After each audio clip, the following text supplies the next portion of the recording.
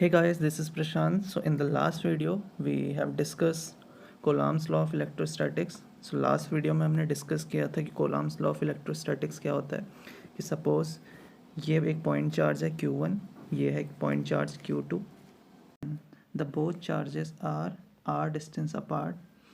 So the force experienced by both of the charges will be given by 1 upon 4 pi epsilon naught q1 q2 upon r square when this phenomenon is occurring in vacuum.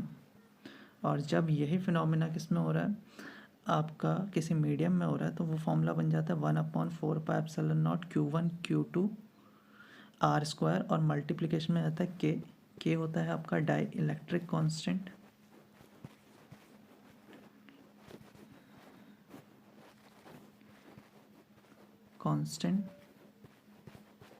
ठीक है, जिसका value कितना होता है epsilon upon epsilon not.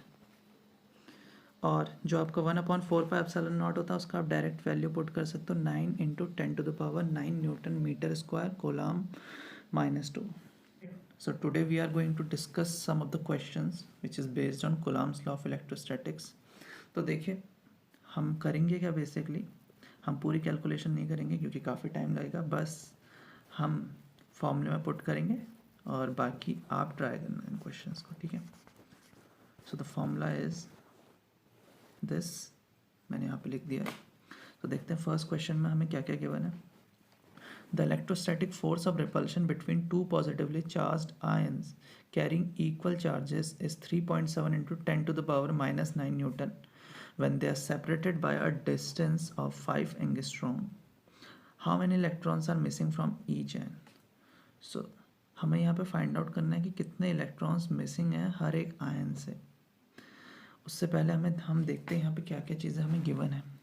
First of all यहाँ बताया हुआ है कि जो दो पॉजिटिवली चार्ज्ड आयंस हैं दे कैरीज इक्वल चार्जेस, यानी कि the value of Q1 and the value of Q2 is same. So हम इसकी जगह पे लिख देते हैं Q1 की जगह पे भी Q, Q2 की जगह पे भी Q, and the value of 1/4 pi epsilon not is 9 × 10⁹. The value of r is the distance between them which is 5 angstrom. तो 1 angstrom कितना होता है मीटर में, 10⁻⁻10 metre. So the value of 5 angstrom in meter is 5 × 10⁻⁻10 metre. Alright, r आपको पता है, and the value of f is 3.7 × 10⁻⁻9 Newton. तो force का वैल्यू भी आपको गिवन है. सो यहाँ से हमें मिल जाएगा q का वैल्यू. सो Q आपने फाइंड आउट कर लिया. So the value of Q is 3.2 × 10⁻⁻19 coulomb. It means एक चार्ज पार्टिकल के अंदर कितना चार्ज है, 3.2 × 10⁻⁻19 कूलम. बट हमें क्या फाइंड आउट करना है कि कितने इलेक्ट्रॉन्स मिसिंग है हर एक चार्ज पार्टिकल्स में. सो इसके लिए हम कौन सा फॉर्मूला यूज़ करेंगे, क्वांटाइजेशन ऑफ चार्ज का, which is Q = NE. Value क्या है Q का, हमने अभी फाइंड आउट किया.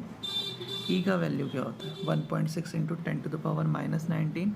N क्या होता है, number of electrons. So number of electron यहाँ से फाइंड आउट हो जाएगा, ठीक है. तो फर्स्ट क्वेश्चन काफ़ी ईजी है.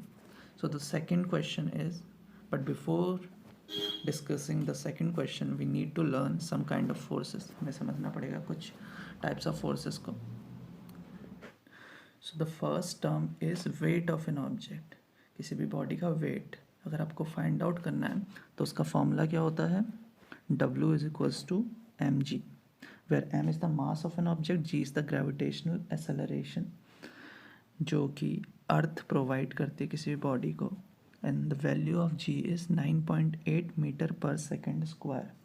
सो वेट ऑफ एन ऑब्जेक्ट को एक हम टाइप ऑफ फोर्स कह सकते हैं. जी हाँ, बिल्कुल कह सकते हैं, बिकॉज ये wait of an object basically एक काइंड ऑफ फोर्स है जो एक्सपीरियंस करती है बॉडी अर्थ की वजह से, और ये अट्रैक्टिव इन नेचर होता है. The second force is force of friction. Basically it comes into the play when we are trying to slide a an object over the other object, यानी कि जब हम ट्राई कर रहे हैं एक बॉडी को दूसरी बॉडी के ऊपर स्लाइड करने का, तो उस टाइम पे जो फोर्स ऑफ रेजिस्टेंस हमें मिलता है उसे हम कहते हैं force of friction. And the value of force of friction is mu N, where mu is the constant of friction, जो डिपेंड करता है दोनों ऑब्जेक्ट के सरफेस पे और भी काफ़ी सारी चीज़ों पे, बेसिकली कांस्टेंट होता है। N is the normal force और we can say reaction force. So reaction force जो टर्म है आपने कौन सी क्लास में पढ़ा था? क्लास 11 में पढ़ा था, थर्ड लॉ ऑफ मोशन में, which says every action has equal and opposite reaction.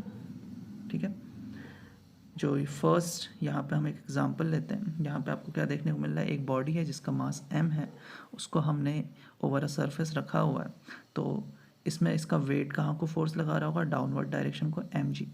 अगर यहाँ पे इस फोर्स का कोई फोर्स अगर अपोज नहीं करेगा तो सिंपली बॉडी कहाँ को मूव करने स्टार्ट कर देगी? नीचे को। बट यहाँ पे ये नॉर्मल फोर्स जो होता है थर्ड लॉ ऑफ मोशन के अकॉर्डिंग, ये कहाँ को लगना स्टार्ट होगा? अपवर्ड डायरेक्शन को लगना स्टार्ट होगा। इसका वैल्यू कितना होगा? In this case the value of n is mg। Alright, तभी ये बॉडी अपनी जगह पे है। द सेकेंड केस, यहाँ पे ये इंक्लाइंड प्लेन है, ठीक है, तो यहाँ पे जो ऑब्जेक्ट है उसका weight downward, extreme downward force लगा रहा होगा mg का, तो यहाँ पे जो नॉर्मल रिएक्शन फोर्स है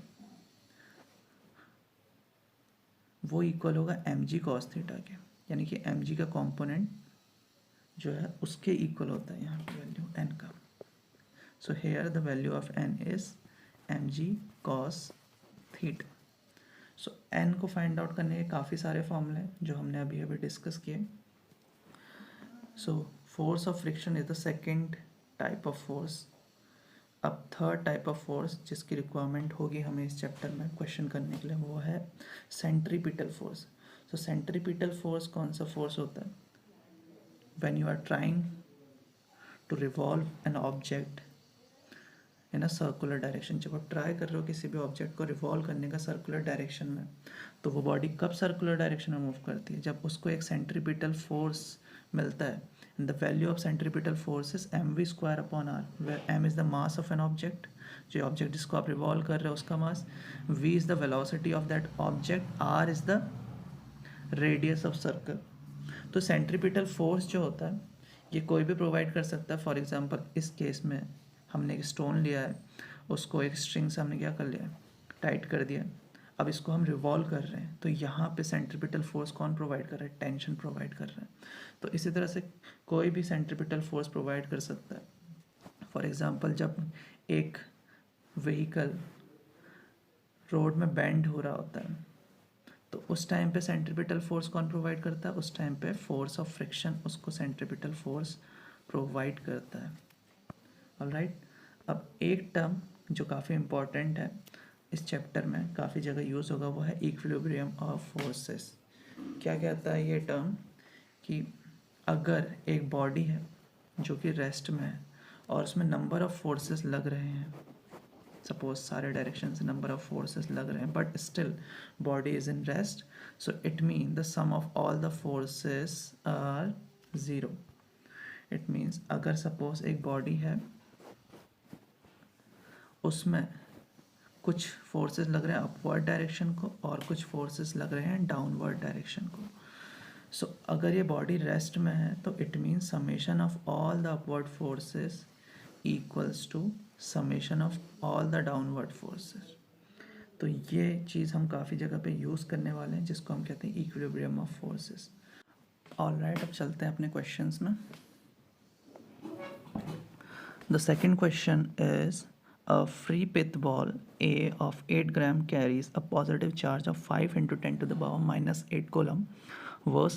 What must be the nature and magnitude of the charge that should be given to a second pith ball B fixed 5 centimeter below the former ball, that the upper ball is stationary? तो यहाँ पे हमें दो pith ball दी हैं, एक pith ball है A and the second one is B. The distance between both of the balls is 5 centimetre, दोनों के बीच की डिस्टेंस कितनी है 5 सेंटीमीटर है। तो चार्ज है फर्स्ट बॉल का, एक बॉल का, उसके अंदर चार्ज कितना है 5 इंटू 10⁻⁻8 कूलम। अब वो पूछ रहा है कि क्या नेचर होना चाहिए और मैग्नीट्यूड होना चाहिए सेकंड बॉल के चार्ज का, कि जो आपकी फर्स्ट बॉल है वो अपनी जगह पे कैसे रहे, स्टेशनरी रहे। अबे बॉल अपनी जगह पे स्टेशनरी कैसे रहेगी उसको हमें समझते हैं। सबसे पहले तो हमें यहाँ पे सपोज ये अगर अर्थ सरफेस है हमारी, तो जो बॉल ए है आपकी, ये आपकी बॉल ए है, तो ये बॉल ए का जो वेट होगा वो कहाँ को फोर्स लगा रहा होगा, डाउनवर्ड डायरेक्शन को, और उसका वैल्यू कितना होगा, उसका वैल्यू होगा mg। अगर सपोज मैं फर्स्ट बॉल के मास को m1 से दिखा रहा हूँ, वैल्यू होगा इसका m1g। मास हमें फर्स्ट बॉल का चाहिए, दे रखा है कितना 8 ग्राम, उसको kg में चेंज कर देंगे। g का वैल्यू हमने अभी भी डिस्कस किया कितना होता है 9.8। तो हमें फोर्स तो मिल गया जो डाउनवर्ड डायरेक्शन को लग रहा है। अब अगर इस बॉल को अपनी जगह पे स्टेशनरी रहना है तो अपवर्ड फोर्स जो यहाँ पे लग रहा होगा वो डाउनवर्ड फोर्स के इक्वल होना चाहिए। तो अपवर्ड फोर्स यहाँ पे कौन प्रोवाइड करेगा, ऑब्वियसली सेकंड बॉल। अब ये अपवर्ड फोर्स कैसे प्रोवाइड कर सकती, अगर जो बॉल ए है और जो बॉल बी है दोनों लाइक चार्जेस हो, तभी तो ये फोर्स ऑफ रिपल्शन शो करेगा, राइट। तो यहाँ पे नेचर की बात करें तो सेकंड बॉल का नेचर कैसा हो जाएगा, पॉजिटिव चार्ज हो जाएगा। और अगर मैं मैग्नीट्यूड की बात करूँ उसकी, तो उसको फाइंड आउट करने के लिए हम फॉर्मूला यूज़ करेंगे कोलॉम्स लॉ का। तो जो अपवर्ड फोर्स होगा उसको फाइंड आउट करने के लिए हम कौन सा फॉर्मूला यूज़ करने वाले हैं, कोलॉम्स लॉ का, which is given by 1/4 pi epsilon not Q1 Q2 upon R square, जो यहाँ पे गिवन है। अब यहाँ पे समझते हैं क्या क्या चीज़ें आपको गिवन है। 1/4 पाई एप्सिलॉन नॉट का वैल्यू आपको पता होता है। Q1 का वैल्यू जो फर्स्ट बॉल है उसका चार्ज आपको गिवन है 5 इंटू 10⁻⁻8 कूलम। सेकंड बॉल का चार्ज आपको फाइंड आउट करना है, ठीक है। डिस्टेंस दोनों के बीच की पता है 5 सेंटीमीटर, चेंज कर देंगे उसको मीटर में, ये भी हो जाएगा। और दोनों फोर्सेस, जो अपवर्ड फोर्स है और जो डाउनवर्ड फोर्स है, दोनों को एक दूसरे के साथ क्या कर देंगे, कंपेयर कर देंगे। डाउनवर्ड फोर्स का वैल्यू कितना था अभी m1g, वैल्यू पता है ना m1g का, हाँ पता है। तो दोनों को कंपेयर कर दिया हमने, यहाँ पे वैल्यू सबकी पुट कर दी। ए की वेरिएबल होगा सेकंड बॉल का चार्ज, वो हम फाइंड आउट कर लेंगे। तो ये क्वेश्चन भी ईजी है। थर्ड क्वेश्चन में चलते हैं। A particle of mass m and carrying charge -q1 is moving around a charge q2 plus q2, देखना यहाँ पे साइन दिया हुआ है, along a circular path of radius r, prove that the period of revolution of the charge -q1 about plus q2 is given by। तो हमें यहाँ पे प्रूफ करना है। तो इसने सबसे पहले ही यहाँ पे मेंशन कर दिया है कि ये सर्कुलर पाथ में रिवॉल्व कर रहा है। तो सर्कुलर पाथ में कोई भी ऑब्जेक्ट अगर रिवॉल्व कर रहा होता है तो उसको कौन सा फोर्स रिक्वायर्ड होता है, सेंट्रीपिटल फोर्स। सेंट्रीपिटल फोर्स यहाँ पे जो होगा उसका वैल्यू कितना होगा mv²/r, ठीक है, mv²/r होगा। mv² यहाँ पे r जो वैल्यू है सेंट्रीपिटल फोर्स का, वो कौन प्रोवाइड कर रहा होगा, यहाँ पे वो वैल्यू प्रोवाइड कर रहा होगा कोलॉम्स लॉ ऑफ इलेक्ट्रोस्टैटिक्स में जो आप फोर्स कैलकुलेट करते हैं वो वैल्यू प्रोवाइड कर रहा होगा। क्योंकि यहाँ पे आपने देखा Q2 के अराउंड चार्ज क्या कर रहा है, रिवॉल्व कर रहा है -q1 का। तो इन दोनों के बीच में जो फोर्स ऑफ अट्रैक्शन होगा वही तो हमें क्या प्रोवाइड करेगा, सेंट्रीपिटल फोर्स। तो दोनों फॉर्मूले को हम क्या कर देंगे, कंपेयर कर देंगे, क्योंकि अभी हमने पढ़ा इक्विलिब्रियम ऑफ फोर्स में। तो mv²/r किसके इक्वल हो जाएगा, 1/4 pi epsilon not q1 q2 upon r square के। तो यहाँ पे मैं इसको लिख देता हूँ q2 अपॉन r स्क्वायर के। तो इस फॉर्मूले से हम क्या फाइंड आउट कर सकते हैं, हम यहाँ से फाइंड आउट कर सकते हैं वेलोसिटी ऑफ एन ऑब्जेक्ट, जो किस वेलोसिटी से वो चार्ज आपका रिवॉल्व कर रहा था। तो सबको इधर उधर आप भेजेंगे तो वेलोसिटी का फॉर्मूला कितना आ गया, वैल्यू आ गया वेलोसिटी की इतनी। अब पीरियड ऑफ रिवॉल्यूशन अगर आपको फाइंड आउट करना है तो पीरियड ऑफ रिवॉल्यूशन का फॉर्मूला क्या होता है, यानी कि टाइम पीरियड की बात कर रहा है कि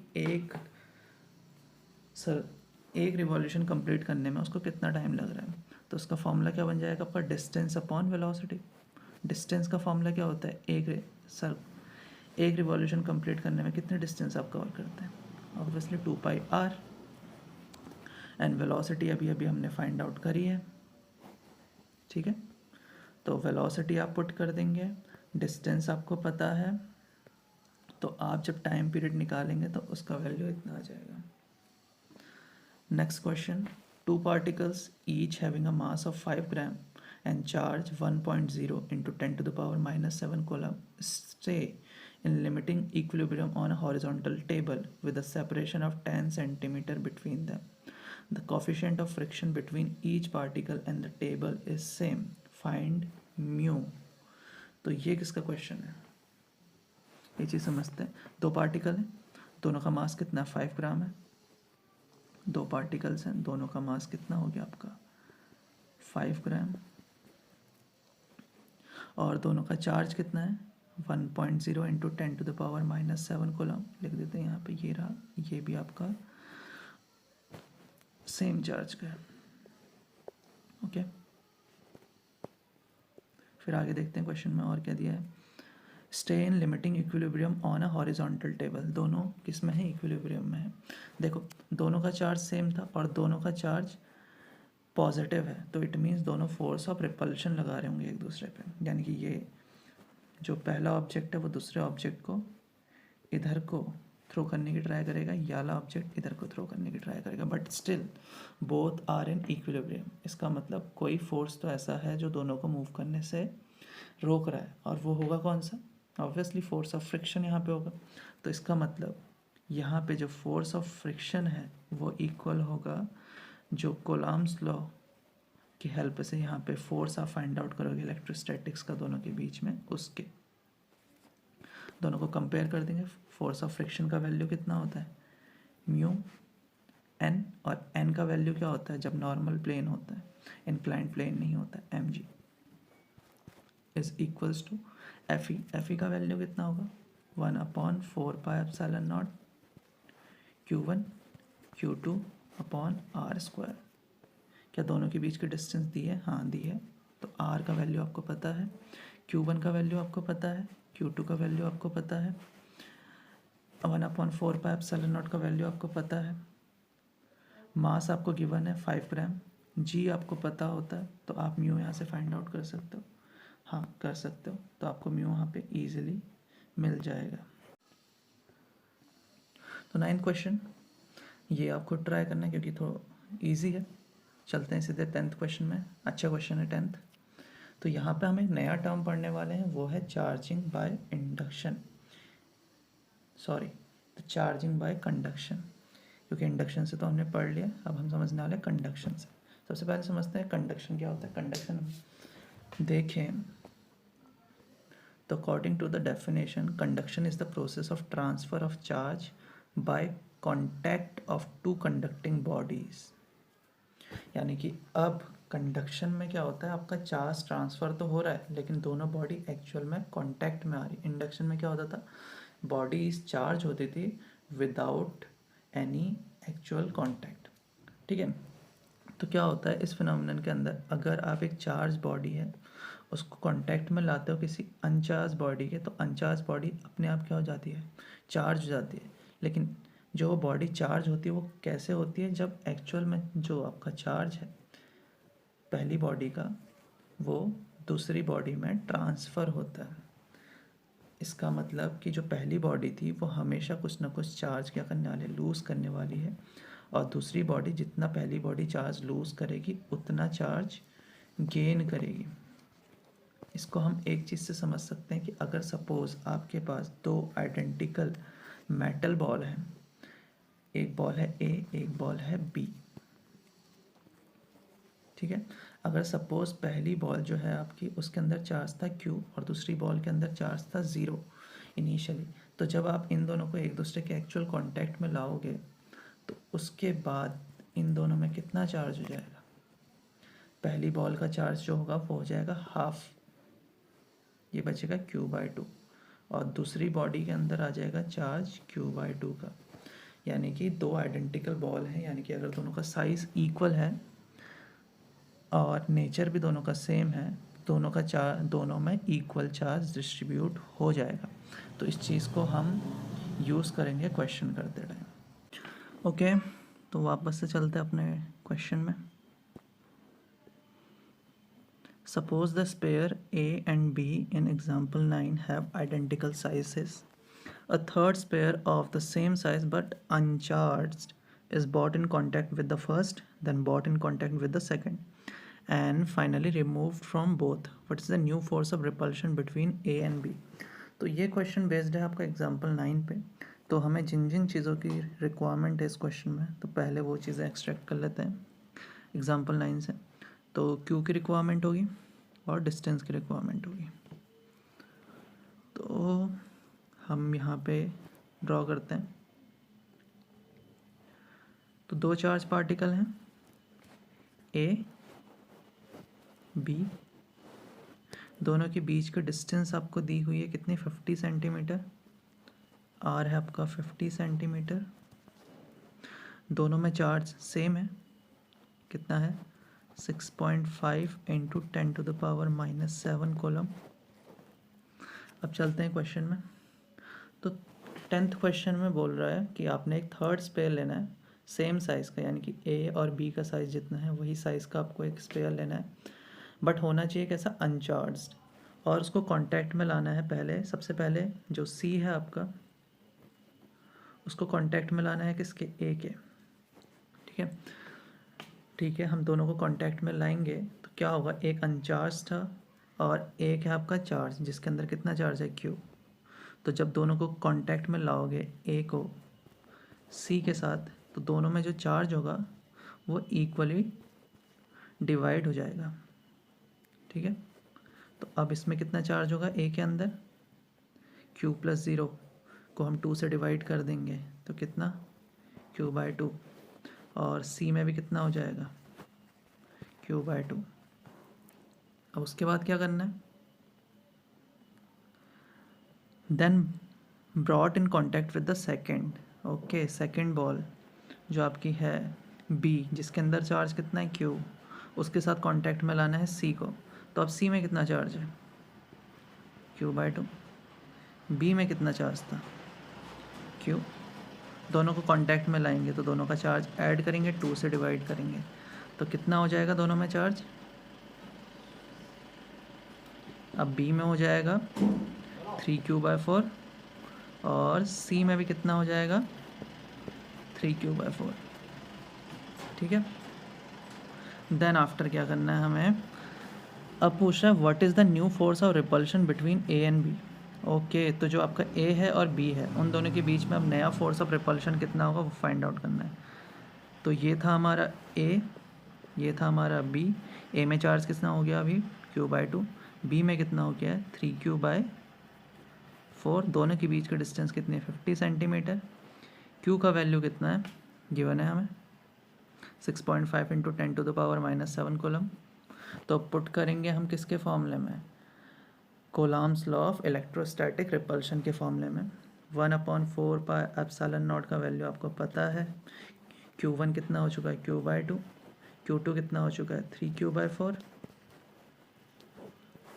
अपॉन डिस्टेंस कितनी है दोनों के बीच की, 50 सेंटीमीटर जो भी आपकी थी उसको चेंज कर लेंगे मीटर में, पुट करेंगे और आपका फोर्स का फॉर्मूला बन गया और आंसर आ जाएगा आपका। ठीक है, नेक्स्ट क्वेश्चन 11th, सेम जैसा अभी 10th है वैसी है, तो खुद ट्राई करना। 12th क्वेश्चन में आते हैं। देखिए 12th क्वेश्चन में क्या बोल रहा है, two identical charges Q each are kept at a distance r from each other. A third charge Q on the line joining the above two charges such that all the three charges are in equilibrium.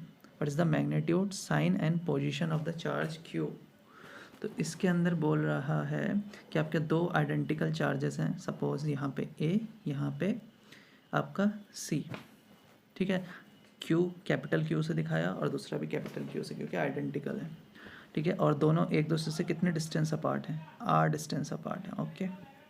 अब third charge small Q आपको place करना है उन दोनों के बीच में, इस तरह से प्लेस करना है कि बेसिकली आपका जो थर्ड चार्ज है, ये जो बी है आपका, इसकी वजह से अब ये तीनों चार्ज क्या हो, इक्विलिब्रियम में, यानी कि तीनों में से कोई भी मूव नहीं करना चाहिए। तो आपको सबसे पहले बताना है कि what is the magnitude, sign and position of the charge Q. आपको पहले बताना है मैग्नीट्यूड क्या होना चाहिए, साइन कैसा होना चाहिए, यानी कि पॉजिटिव होना चाहिए, नेगेटिव टाइप का आपका चार्ज होना चाहिए, और पोजीशन क्या होनी चाहिए। तो सबसे पहले हम बात कर लेते हैं साइन की। देखो ए और सी कैसे हैं आपके, आइडेंटिकल है, यानी कि दोनों लाइक चार्जेस। अब ये दोनों लाइक चार्ज क्या करेंगे, एक दूसरे को, दोनों लाइक चार्ज एक दूसरे को रिपेल करेंगे, यानी कि अब हमें बीच में ऐसा चार्ज रखना है जो दोनों को कैसे रखे, दोनों को अट्रैक्ट करके रखे, तभी तो ये अपनी जगह पे रहेंगे, अदरवाइज़ क्या होंगे, दोनों अपोजिट डायरेक्शन को मूव करना स्टार्ट कर देंगे। तो जो आपका बी होना चाहिए वो होना चाहिए आपका नेगेटिव टाइप ऑफ चार्ज, तभी तो ये बी ए को भी अट्रैक्ट करेगा, सी को भी अट्रैक्ट करेगा, तभी तो ये किस पोजीशन में रहेंगे, इक्विलिब्रियम में रहेंगे। तो साइन की बात हो गई, तो क्यू चार्ज होना चाहिए नेगेटिव। अब बात करते हैं इसकी पोजीशन की, किसकी पोजीशन क्या होनी चाहिए। देखो अब इसकी पोजीशन फाइंड आउट करने के लिए हम क्या करेंगे, हमने अभी अभी बात करी कि बेसिकली ए और बी और सी जो यहाँ पे आपके हैं, ये किस में होने चाहिए, इक्विलिब्रियम में होने चाहिए, यानी कि जो फोर्स यहाँ पे है, इलेक्ट्रोस्टैटिक फोर्स ऑफ अट्रैक्शन या repulsion between A and B, वो इक्वल होना चाहिए बी और सी के इक्वल होना चाहिए, तभी तो ऐसा होगा, तभी तो ये किस में रहेगा, इक्विलिब्रियम में रहेगा। तो यानी कि जो फोर्स है अट्रैक्शन का ए बी के बीच में, वो इक्वल होना चाहिए force of attraction between B C, ठीक है। अब सपोज़ मैं मानता हूँ कि जो आपका चार्ज बी है वो ए से एक्स डिस्टेंस अपार्ट है, तो वो चार्ज बी आपका सी से कितना डिस्टेंस अपार्ट जाएगा, ऑब्वियसली आर माइनस एक्स, और अगर मैं एक्स निकाल देता हूँ तो एक्स यहाँ पे क्या बताएगा, पोजीशन बताएगा बी की, कि वो ए से कितना डिस्टेंस पे है। तो एफ ए बी का जब हम फॉर्मूला बनाएंगे तो फॉर्मूला क्या बनेगा, 1/4πε0 Q1 कितना है यहाँ पे, कैपिटल Q, Q2 कितना है, स्मॉल q, अपॉन डिस्टेंस कितनी है बीच के, x² is equals to 1/4πε0 Q1 कितना है B में, Q2 कितना है C पे, कैपिटल Q, और डिस्टेंस कितनी है दोनों के बीच की, R माइनस एक्स का होल स्क्वायर।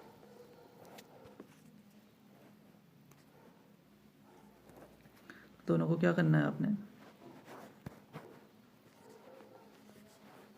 कंपेयर करना है। आपके ये दोनों कैंसिल हो जाएंगे, चार्जेस आपके कैंसिल हो जाएंगे, डिस्टेंस आपको मिल चुकी है, तो डिस्टेंस आपकी आ गई कितनी, R/2।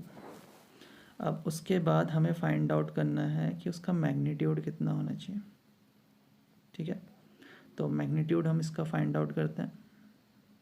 देखो मैग्नीट्यूड हम इसका इस तरह से फाइंड आउट करेंगे कि बेसिकली जो फोर्स ऑफ रिपल्शन लग रहा है बिटवीन ए एंड सी है आपका,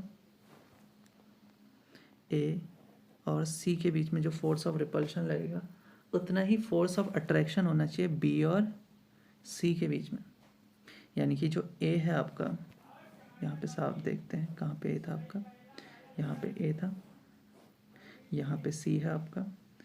जो ए आपका है वो सी पे जितना फोर्स ऑफ रिपल्शन लगा रहा है, एफ आर से दिखाते हैं सपोज, उतना ही बी सी पे क्या लगाना चाहिए, फोर्स ऑफ अट्रैक्शन लगाना चाहिए। दोनों को कंपेयर करेंगे हम, ठीक है।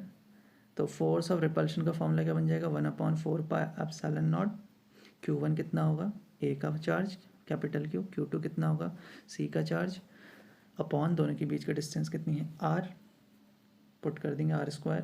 सिमिलरली फोर्स ऑफ अट्रैक्शन जो यहाँ पे फाइंड आउट होगा, फोर्स ऑफ अट्रैक्शन कितना हो जाएगा, 1/4πε0 Q1 कितना हो जाएगा, स्मॉल q, Q2 कितना हो जाएगा, कैपिटल Q, डिस्टेंस कितनी हो जाएगी दोनों के बीच की, r माइनस एक्स,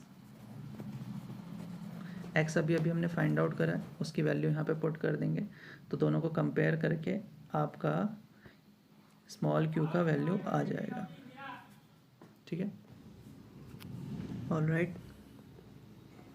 तो एग्जाम्पल 13, 14, 15 और 16, 17 ये सारे जो क्वेश्चन हैं वो सेम फिनोमेना पे बेस्ड हैं। हम चलते हैं अब सीधे 18th क्वेश्चन पे। सो ये लास्ट क्वेश्चन होगा इस चैप्टर का। तो 18th क्वेश्चन है, two similar balls each having mass m and charge q are hung from a silk thread of length l, prove that equilibrium separation x is equals to q square l upon 2 pi epsilon naught mg power 1/3। तो हमें ये proof करना है। तो हमारे पास क्या है, दो सिमिलर बॉल्स हैं, दोनों का मास स्मॉल m है, चार्ज q है और लेंथ l के वायर से हमने क्या करा, उसको हंग किया है। तो ये हमारा वायर था जिसकी लेंथ कितनी है l, दोनों चार्जेस हैं, आइडेंटिकल कहा है उसने, तो Q और Q दोनों कैसे होंगे, पॉजिटिव चार्ज इसके हैं। ठीक है, तो दोनों के बीच में इलेक्ट्रोस्टैटिक फोर्स और रिपल्शन लग रहा होगा, जिसका फॉर्मूला कितना हो जाएगा, 1/4 pi epsilon not Q1 which is Q, Q2 which is Q। Distance, तो सपोज किसी भी एक इंसिडेंट में दोनों के बीच की डिस्टेंस कितनी है, एक्स स्क्वायर। ओके, तो वो बोल रहा है कि जब ये इक्विलिब्रियम सेपरेशन पे ना, यानी कि अब ना ये क्या कर रहे हैं, आगे को मूव कर रहे हैं, ना ही ये बैकवर्ड मूव कर रहे हैं, तो इस टाइम पे जो x का वैल्यू हमें फाइंड आउट करना है, तो वो कैसे फाइंड आउट करेंगे, देखो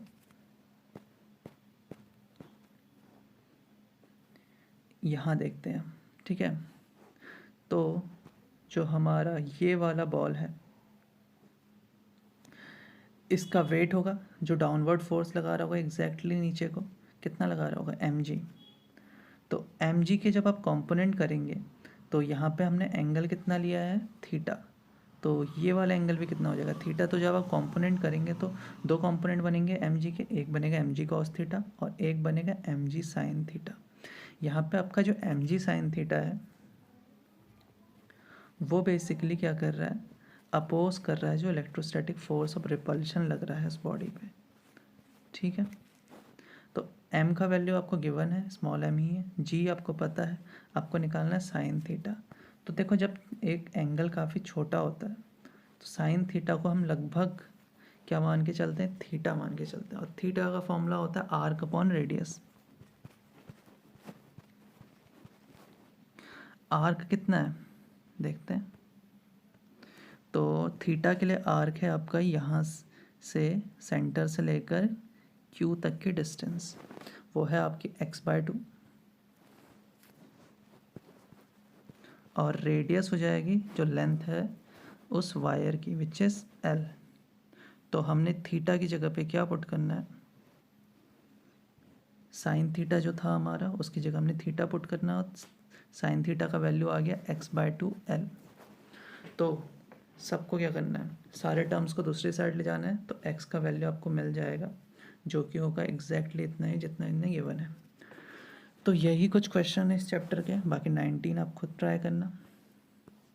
अब इसके बाद इसमें एक्सरसाइज दी है इसकी, तो आप इसको ट्राई करना इन क्वेश्चंस को, और कुछ मैं आपको फॉर्मूले बताने वाला हूँ जो आप कॉम्पिटिटिव में यूज़ कर सकते हैं।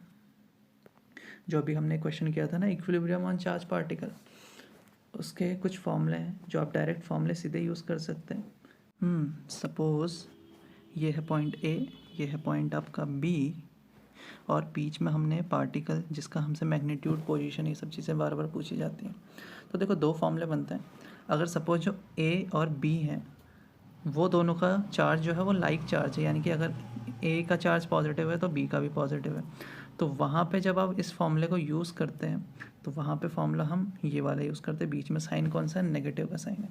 लेकिन अगर A और B के जो चार्जेस हैं वो अनलाइक है, यानी कि सपोज ये प्लस है ये नेगेटिव है, तो उस टाइम पे जो फॉर्मूला आप यूज़ करोगे वो ये वाला करोगे, और जो आपका Q चार्ज जो हमने बीच में लिया है उसकी वैल्यू कितनी होगी आप डायरेक्ट इस फॉर्मूले में पुट करके उसका आंसर निकाल सकते हैं। और उसकी जो पोजीशन होगी वो अगर आपको फाइंड आउट करनी है तो आप डायरेक्ट ये फॉर्मूला भी यूज़ कर सकते हैं। तो ये फॉर्मूले को आप कॉम्पिटिटिव एग्ज़ाम्स में यूज़ कर सकते हैं, बट हाँ अगर आपके एकेडमिक्स में आता है तो आपको पूरा का पूरा सॉल्व करना पड़ेगा।